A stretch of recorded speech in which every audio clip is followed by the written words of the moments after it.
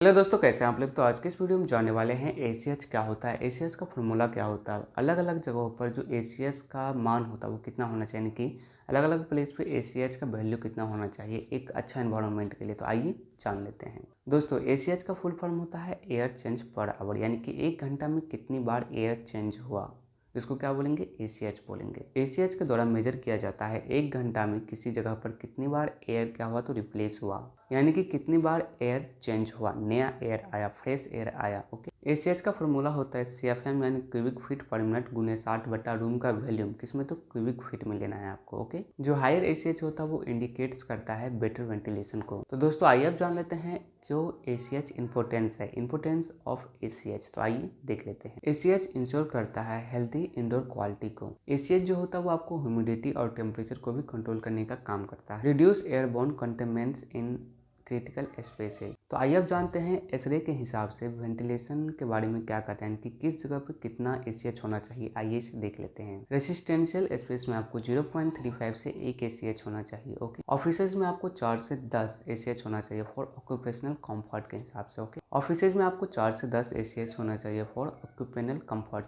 के लिए। Retail store में आपको 6 से 10 ACH होना चाहिए फॉर पोल्यूटेड रिमूवल के लिए। ओके। आइए अब जानते हैं ACH for critical environment. Critical जो इन्वायरमेंट होता है उसमें कितना ACH होना चाहिए, आइए इसे देख लेते हैं। हॉस्पिटल की बात करें तो इसमें आपको 6 से लेकर 10 ACH होना चाहिए फॉर पेशेंट सेफ्टी के लिए। ऑपरेटिंग रूम की बात किया जाए तो इसमें आपको 20 से 25 ACH होना चाहिए। क्लीन रूम्स की बात किया जाए तो इसमें आपको 30 से 35 ACH होना चाहिए। तो आइए अब जानते हैं ACH फॉर स्पेसिफाइड एप्लीकेशंस में कितना होना चाहिए, आइए इसे देख लेते हैं। लेबोरेटरीज की बात किया जाए तो इसमें आपको 6 से 12 ACH होना चाहिए फॉर सेफ्टी के लिए। Okay. Gyms and fitness centre की बात किया जाए तो इसमें आपको 8 से लेकर 20 ACH होना चाहिए for control humidity and outdoors के लिए। ओके। किचन्स की बात किया जाए तो इसमें आपको 15 से लेकर 60 ACH होना चाहिए फॉर रिमूवल हीट एंड जो ग्रीस होता है उसको रिमूव करने के लिए। ओके। तो आइए अब एक एग्जांपल से समझते हैं कैसे आप ACH को कैलकुलेट कर सकते हैं। जो फार्मूला हम बताए थे उस फार्मूला को लेके। तो सबसे पहले जानते हैं ACH कैलकुलेट करने के लिए हमें किस किस चीज़ की नीड हो, यानी कि किस किस चीज़ों की जानकारी होनी चाहिए। तो सबसे पहला होना चाहिए आपको CFM होना चाहिए। इसके बाद जो रूम का एरिया होता है क्यूबिक फीट में वो आपको मेजर करना होना चाहिए।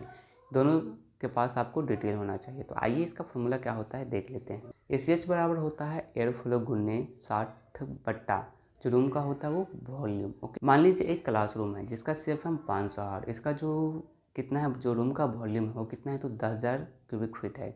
तो आइए इसे ACH निकालते हैं। तो ACH बराबर कितना हो जाएगा, 500 गुने 60 बट्टा 10,000 हो जाएगा।